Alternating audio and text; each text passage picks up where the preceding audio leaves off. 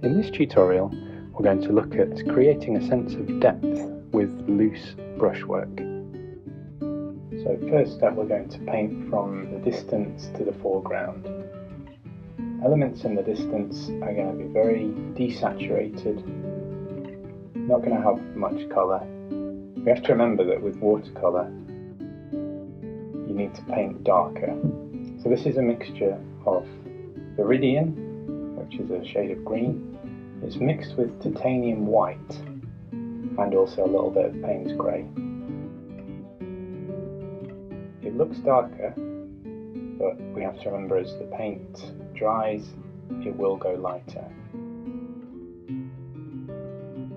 And for the very distant mountain, we add even more water to make it even fainter and more desaturated. There's the tiniest hint of colour on the actual mountain itself.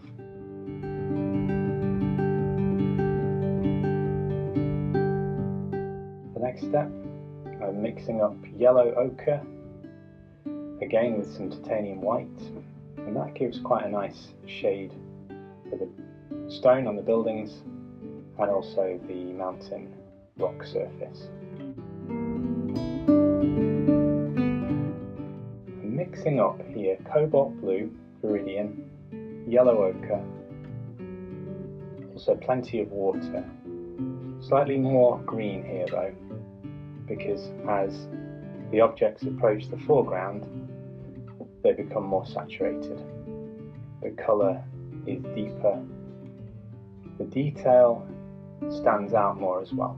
Elements right in the distance are very vague.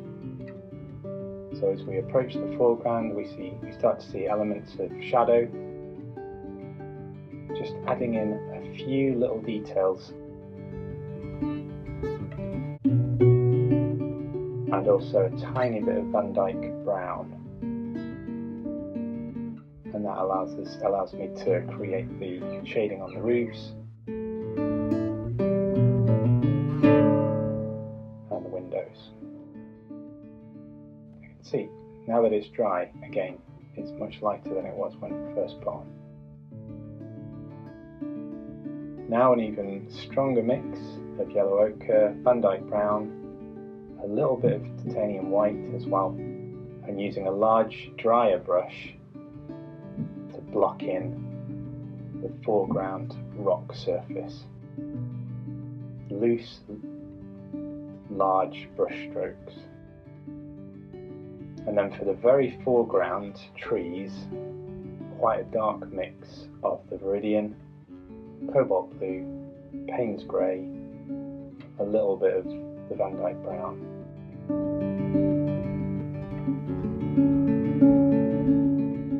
And this is quite a dry brush, and I'm just pressing the brush onto the paper. Because the brush has got quite a long head, it creates some kind of random tree effects.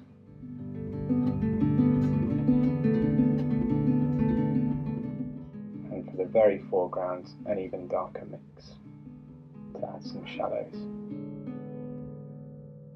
Finally, I'm adding in some detail into the mountain. The steps, just some very vague detail, nothing too precise.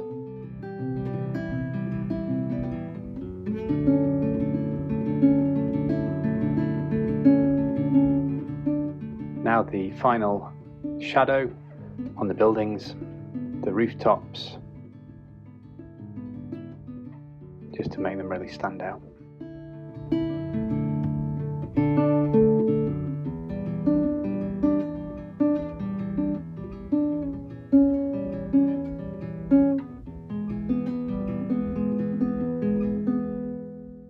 That's it. The piece is finished. So hopefully you've learned something here about painting different layers of depth, perspective with loose brush strokes. And if you enjoyed it, please leave a comment and subscribe. Thanks for watching.